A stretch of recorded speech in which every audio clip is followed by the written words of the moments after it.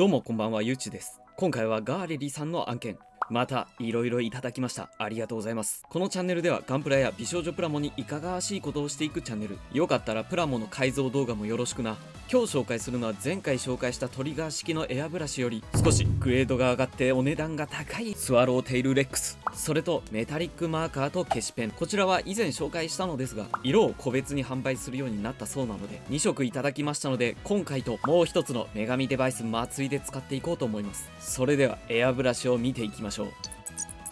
それではエアブラシの中身を見ていきましょう。開けると綺麗な展開図が裏面に記載されており、これで大体のパーツがどこにあるのかがわかります。そしてさらに開けていくと次に出てくるのが説明書。今回は産地直送ではないのでしっかり日本語もあり、さらに中国語、韓国語、英語と4カ国語あります。さてさらに開けていくと本体のエアブラシとパーツたち。まず先にパーツをざっくり見ていきましょう。まずは 0.7mm のノズルとニードル、さらに 0.5mm のノズルとニードルがあります。これで大きい面積もこれ1本でできそうです。さらに摩耗するゴムの交換パーツ、あと大小2種類のカップ、最後に本体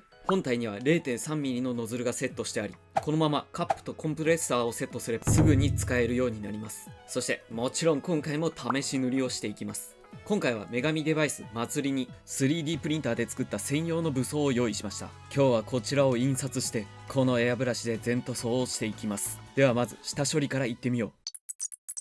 まずはパーツの印刷。3D プリンターにレジン液を投入し、半日ほど時間をかけて印刷できたらこの前買ってきた超音波洗浄機で洗浄。結構余分なレジン液が漏れてきますね。やはり手で洗うのは限界があったようだな。パーツを取り出したらゲートを切っていきます。 3D プリンターで作ったパーツは折れやすいので丁寧にゲートを切っていきます。ゲートを切ったらヤスリかけ、ちょいと段差になってる部分をパテで鳴らしながらヤスリをかけます。手で持つ部分だけは 3D プリンターだと折れてしまいそうなので穴を開け、ここに適当なプラ棒を差し込みます。下処理が終わったら塗装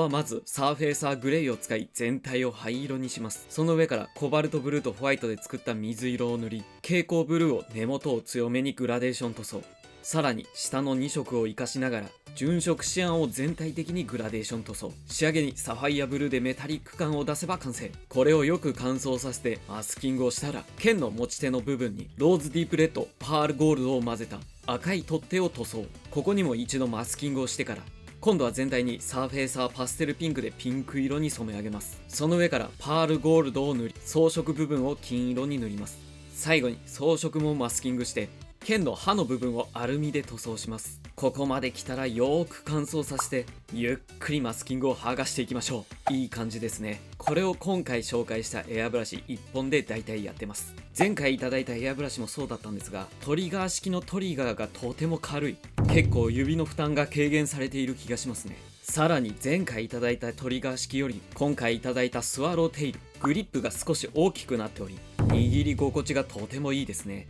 これなら大きい面積のプラモデルを塗った時とても気持ちいいでしょうね。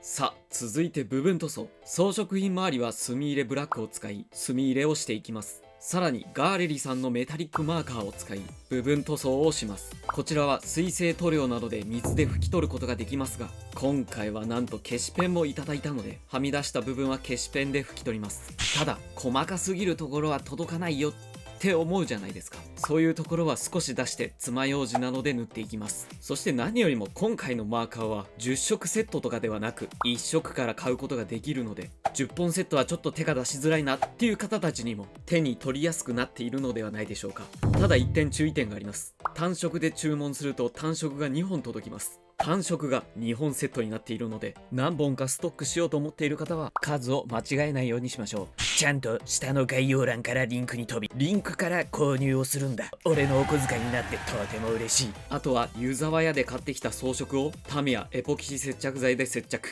最後にトップコート、艶消しとクリアをハーフに混ぜ全体に塗れば完成。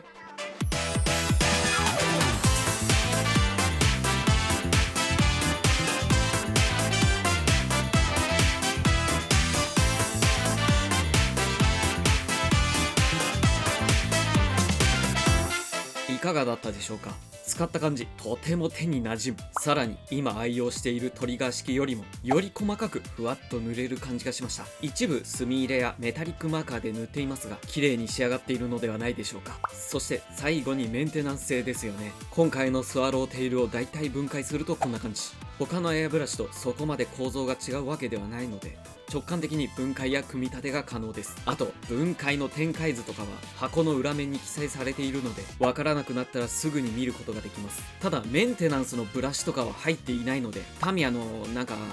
エアブラシ清掃のあれを買ってみましょう。そんなこんなでざっくりしたレビューは以上。大きい面積から小さい面積までいろいろなところを塗りたい、そんな変態紳士諸君にはこのガーレリさんのスワローテイルレックスがおすすめだ。あとこの後動画でアップするだろう女神デバイス祭りに関しましてもこちらのスワローテイルレックスを使っていくのでよかったら祭りの動画もセットで見てほしいぜ。さらにこのエアブラシ今タイムセール中、4月6日までセールをやっているのでこれを機に購入してみてほしいぜ。それと近日ガーレリさんのコンプレッサーデスクトップエアコンプセット、あと中型のエアポンプが近日日本のストアにも載るらしいのでお楽しみに。それでは次回の動画でまた会おうぜ。またな。